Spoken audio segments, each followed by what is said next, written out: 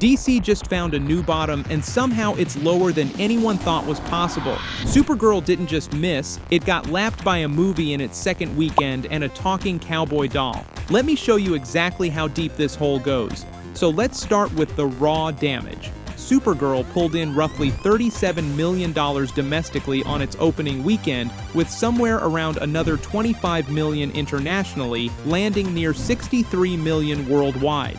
The actuals came in even softer than the Sunday estimates. The early projections had this at 38 domestic and 68 worldwide, and by Monday, the final tally had slipped under both of those. The pre-weekend projection had this closer to 50 to 55 million domestically, so the number didn't just miss, it kept sliding right through the finish line. That tells you everything about the momentum going in. If you want a roadmap for where Supergirl is headed, look at the Marvels. That movie opened to about 46 million domestically back in late 2023. Not a summer release, just a November drop, and it legged out to around 84 million domestic total. That's a multiplier of roughly 1.8 on its opening, and it didn't even reach a clean 2 times leg out. Now here's the problem for Supergirl. It opened well below where the Marvels opened. So, if the Marvels couldn't even double its opening weekend, the idea that Supergirl pushes past that with a softer start and brutal summer competition feels generous at best. My assumption is that even if you hand Supergirl a generous 2 times leg out, you're still looking at a domestic finish right around $100 million, and that's the ceiling analysts are already floating. And that's before we talk about who's about to bulldoze it in the next 5 days. And this is where the summer timing turns a bad weekend into a potential catastrophe. Supergirl didn't even win its own opening weekend. Toy Story 5 held the #1 spot in its second weekend with around $70 million. We called that one. There was no realistic world where Toy Story handed over the crown that fast, but it's the margin that stings. Toy Story didn't just beat Supergirl, it nearly doubled it. 70 million versus 37. These should have been a lot closer. Supergirl's number should have been a lot closer.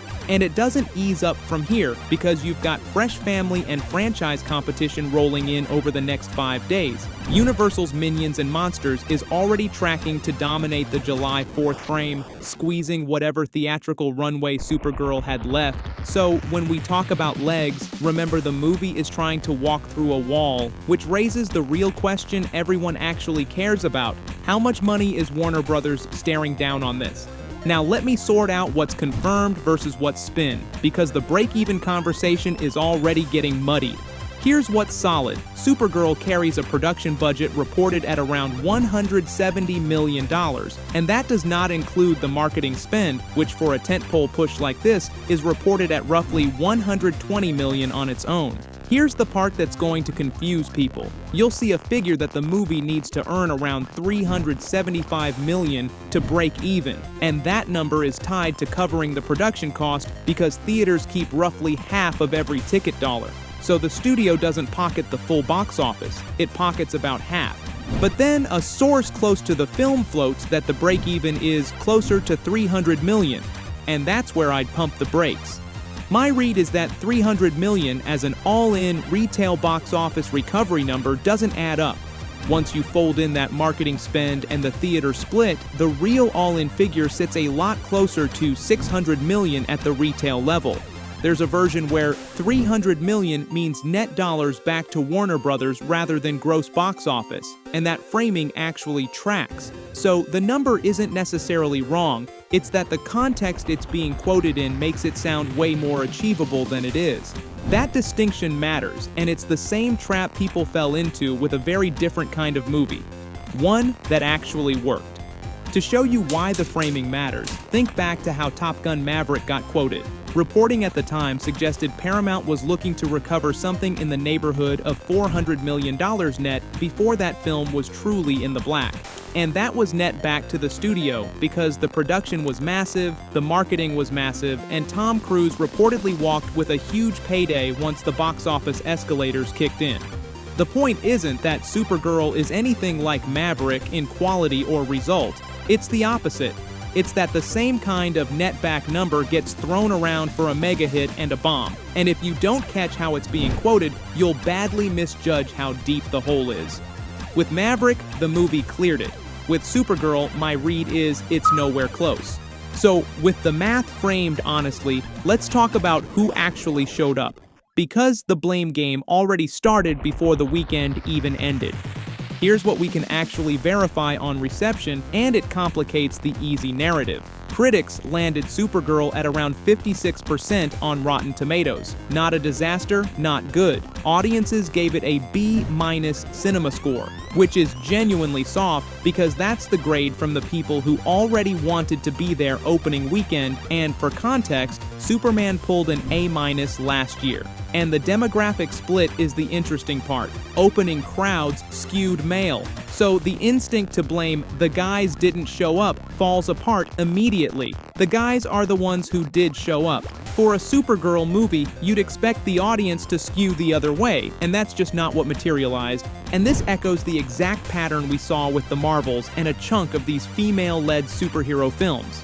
When the movie plays like a generic superhero release and doesn't fully honor what fans connect to in the source material, it struggles to break out past the core comic book crowd. That's the real story here, not the culture war version.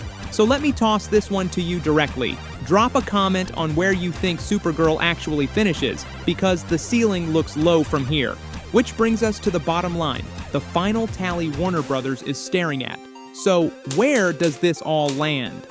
As of right now, Supergirl sits near 63 million worldwide after opening, and the honest read is that 200 to 210 million globally is the top end analysts are floating for this thing. And that's if it holds decently, which is a big if.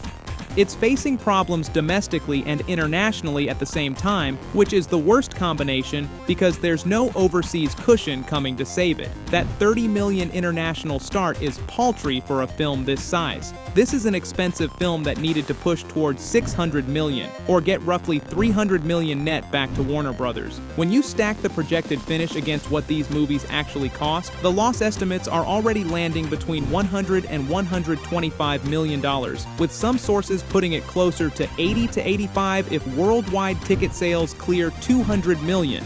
That's why I keep coming back to the phrase new low, not as a dunk, but because the gap between what this needed and what it's getting is about as wide as DC has posted in this whole run.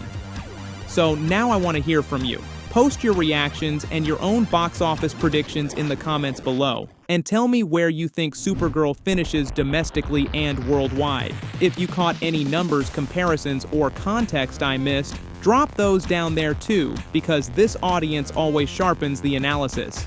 If you want more breakdowns like this one, do me a favor and subscribe so you don't miss what's next. And I'll have a full follow-up once the actuals settle and we see whether the film can even clamber toward 200 million, so hit the alerts bell so that one doesn't pass you by.